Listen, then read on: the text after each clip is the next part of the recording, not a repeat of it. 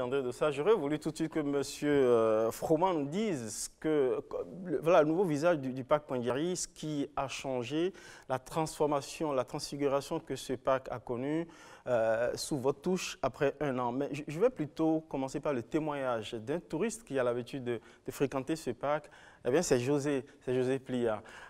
Il a l'habitude de circonscrire, de résumer cette transformation par une anecdote que je voudrais l'inviter à partager avec nous.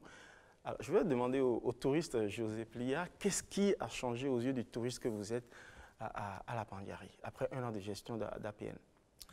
Merci, Monsieur Oséas, Monsieur Dossat. Bonjour ou bonsoir à vous. Bonsoir aux auditeurs. L'anecdote est très simple. Il y a 1 an, un peu de temps avant que le contrat ne soit signé avec l'ONG, M. Froment était venu ici contacter pour du repérage. Il ne savait pas si ils allaient travailler avec nous. Il fallait découvrir ce parc et voir le potentiel. Et ensemble, nous sommes allés, c'était au mois de décembre, et nous avons visité le parc. Et sur une piste, nous avons aperçu des éléphants au loin.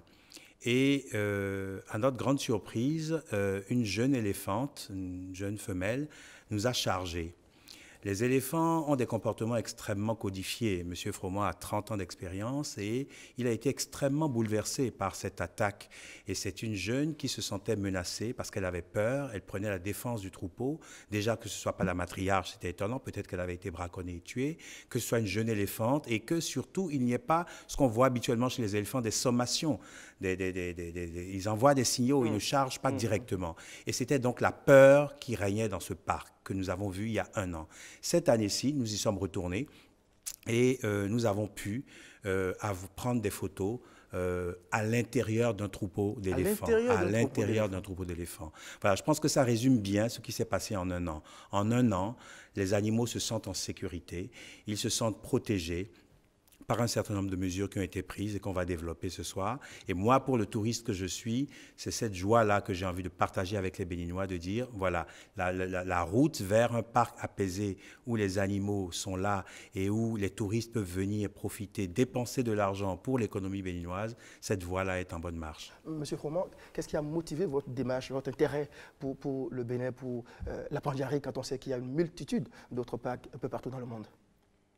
Il y a 2 facteurs qui ont vraiment été décisifs dans cette décision. Le premier facteur, c'est quand on voit la Pandjari, quand on voit la chaîne de la Takora, on sait que c'est quelque chose d'exceptionnel. Et on sait qu'on peut vraiment en faire partie d'une destination, faire que ce soit partie d'une destination. Donc ce n'est pas qu'une réputation surfaite. Non, ce n'est pas c'est pas surfait du tout. C'est vraiment réel. C'est un patrimoine qui est là et qu'il faut absolument préserver. Et la deuxième chose, c'est que la faune et les espaces sauvages en Afrique de l'Ouest, il n'y en a pratiquement plus. Et c'est vraiment un des derniers bastons qui va nous permettre de garder ce témoignage à travers le temps de ce qu'était la brousse africaine, la brousse de l'Afrique de l'Ouest. Et je pense que ça, c'est vraiment une chose importante. Tout à l'heure, à la lumière du témoignage de M. José Plia, j'ai trouvé qu'il y avait quelque chose de miraculeux. Vous avez réussi à transformer, à instaurer comme une sorte de sérénité au sein de la population animalière, de sorte que de troupeaux d'éléphants très irrités à la vue de touristes ou d'individus, eh bien, ils deviennent dociles. C'est quoi, vous êtes un sorcier blanc débarqué au Bénin pour créer un miracle au sein du parc? C'est quoi, ça relève c'est quoi la technique en fait? Non, on n'est pas des sorciers. Ça relève de quoi? Je pense que African Parks existe depuis une quinzaine d'années, on a acquis une expérience et on est en train de transmettre cette professionnalisation. Et je pense que la professionnalisation est déjà là. Quand on voit les gens opérer, quand on voit les disciplines à l'entrée, quand on voit les gardes travailler, on voit cette discipline. Et elle est effective, elle se transmet, les résultats se transmettent dans la brousse. La brousse devient beaucoup plus calme, tranquille. Les braconniers ne sont plus là, ou moins là. Au cours des 4 derniers mois, du mois de septembre jusqu'au mois de décembre, on a enregistré 38 délits dans le parc. Et ces délits ont été suivis. C'est arrivé au procureur.